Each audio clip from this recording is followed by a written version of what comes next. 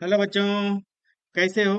आशा करते हैं कि आप भी अच्छे होंगे और हम भी अच्छे हैं। तो देखिए, एक्सप्लोरिंग अलजेब्रिक आइडेंटिटी जिसका end of chapter exercise question number 6 लेंगे आज। ठीक है, इससे पहले जो है सो क्वेश्चन 5 तक हमने आपको वन बाय वन करके करवा दिया है। ठीक है, तो आप यहाँ देखेंगे कि न्यू एनसीईआरटी जो कि गणित मंजरी है, उसी का क्वेश्चन ले रहा हूँ। और वीडियो हो सकता है कि लंबा भी होता है, तो आप समझ पा रहे होंगे कि जो है सो बिल्कुल बेसिक से बता रहा हूँ, हर एक एक पॉइंट कहाँ पे आप एरर कर सकते हैं, किस तरीके से। तो उस एरर को मिनिमाइज करना है। ठीक है, और फॉर्मूला आपको लर्न रखना है, क्योंकि हर जगह पे आपको फॉर्मूला लिखना होगा। जितने ज्यादा यहाँ पे फॉर्मूला आपको पता रहेंगे, आप उतना ज्यादा बेटर फील करेंगे और क्वेश्चन को उतना जल्दी कर पाएंगे। हालांकि इस चैप्टर से जब ये चैप्टर पूरे तरीके से एंड कर दूंगा, तो इसके जो है सो एमसीक्यू भी जो है सो एक्स्ट्रा एमसीक्यू भी बताऊंगा कि किस तरीके से क्वेश्चन आप वहां पे एमसीक्यू में क्या सोचना है आपको, किस तरीके से आप देखते के साथ आप मार्क्स अटेंड कर सकते हैं और एरर कम से कम होना है। क्योंकि एमसीक्यू अगर आप सॉल्व करेंगे तो आइदर आपको 1 मार्क्स मिलेंगे, अगर एरर हो गया, गलत हो गया, तो आपको 0 मार्क्स मिलेगा। और इन सब क्वेश्चन में क्या होता है, इन सब क्वेश्चन में तो आपको स्टेप मार्किंग भी मिल जाता है। तो इसलिए फॉर्मूला मैं बोलता हूँ कि आप लिखा कीजिए, फॉर्मूला लिखने से याद भी होगा। जब बोलता हूँ, मैं करता हूँ, तो आप वीडियो को पॉज करके जो है सो आप देख सकते हैं कि आपका आंसर क्या आया। और सोचने का नजरिया चेंज करना है, क्योंकि आपको भीड़ से आगे निकलना है। चलिए शुरू करते हैं। आपको क्या बोला जा रहा है इस क्वेश्चन में? फाइंड द देखिए, find possible expressions for the क्या, लेंथ, ब्रेथ एंड हाइट। मतलब वॉल्यूम का बात हो रहा है ना, लेंथ ब्रेथ हाइट मतलब वॉल्यूम आएगा। Each of the following cuboid है ना, क्यूबॉइड जैसे आप जिस कमरे में अभी बैठे हुए हैं, वो उसका कैसा शेप है? वो 3D शेप है, मतलब लेंथ भी है, ब्रेथ भी है, हाइट भी है, सब कुछ है। ठीक है, तो आप जिस जगह पे बैठे होंगे वो जो है सो नीचे हो जाएगा, मतलब बेस हो जाएगा, है ना, जिसको बोल रहे हैं आप। कैसे भी 3D में आप देख लीजिए, एक तरफ आप सामने बैठे रहिए तो वो हाइट हो गया, आप जिस पे बैठे हुए हैं वो लेंथ और ब्रेथ जो है सो बन जाएगा। ठीक है, तो आप क्या बोला, whose volume are given by the following expression of cubic units में दिया हुआ है। ठीक है, तो फर्स्ट क्वेश्चन ये है और सेकंड क्वेश्चन ये है। किस तरीके से करना है, मतलब इसका 3 फैक्टर आपको लाने हैं। ठीक है, कैसे करेंगे देखिए ध्यान से, आप देख पा रहे होंगे। तो अच्छा, सबसे पहले तो वॉल्यूम लिख लीजिए। वॉल्यूम क्यूबाइड का क्या होता है, आप जानते हो कि volume of cuboid, cuboid cuboid है ना, volume of cuboid is equal to, आप बोल सकते length into breadth into height. Length multiply by breadth और मल्टीप्लाई बाय हाइट। आप इसको ऐसे भी लिख सकते हैं, L into B into H, आप ये भी लिख सकते हैं, आपकी इच्छा है। ठीक है, चलिए, तो आपके पास क्या दिया हुआ है, एक्सप्रेशन तो ले वॉल्यूम ऑफ क्यूबाइड का ही दिया हुआ है, तो आप उसको यहाँ से आप बोल सकते हैं क्या, आपके पास गिवन है, आप लिखिए गिवन।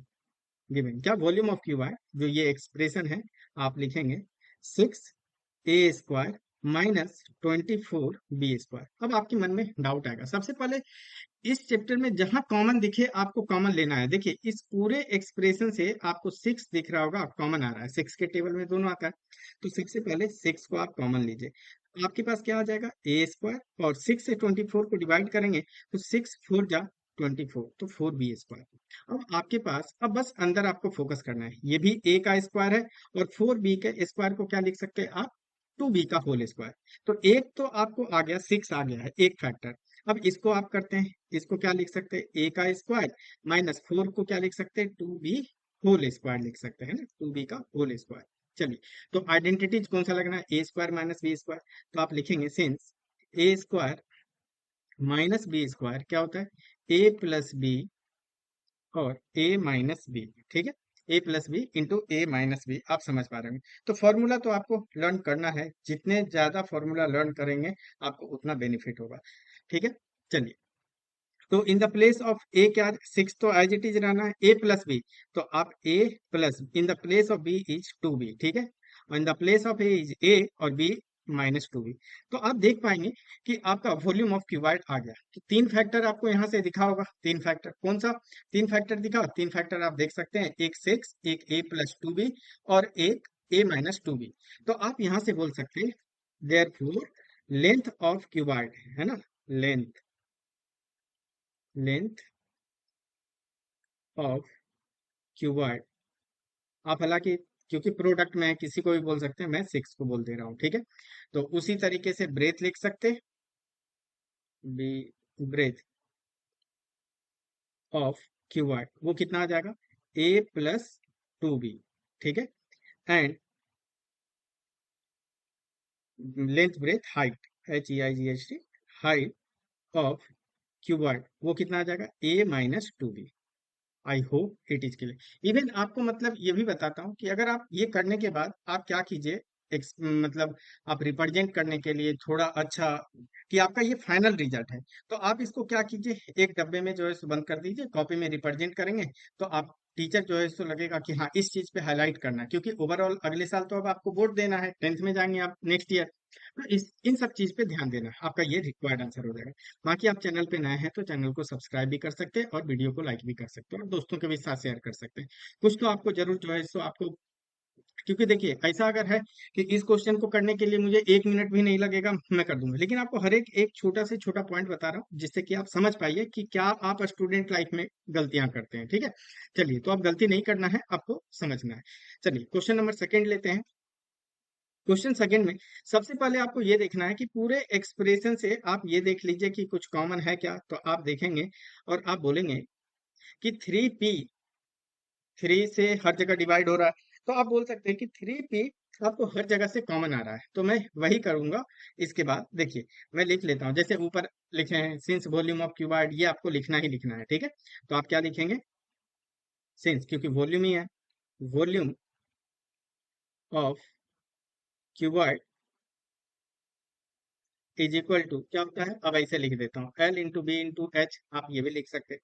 तो वॉल्यूम ऑफ क्यूबॉइड आपके पास जो एक्सप्रेशन है, तो उसके लिए लिखेंगे क्या, देखिए गिवन है आपके पास, गिवन क्या है, वॉल्यूम ऑफ क्यूबॉइड है, जो कि एक्सप्रेशन आप बोल सकते हैं, volume of cuboid is equal to expression है 3p s² -15 ps और +12p, ठीक है। चलिए, तो यहाँ से आपको पता है कि कॉमन निकल रहा है, क्या निकल रहा है कॉमन, 3p कॉमन निकल रहा है, तो यहाँ पे क्या आ जाएगा, s² माइनस 3 से 15 को डिवाइड कीजिए 5, और p तो आपने निकाल ही लिया है, तो यहाँ से आ जाएगा 5s, 3 से 12 को डिवाइड कीजिए तो प्लस यहाँ 4 आ जाएगा, और p तो आपने ले ही लिया।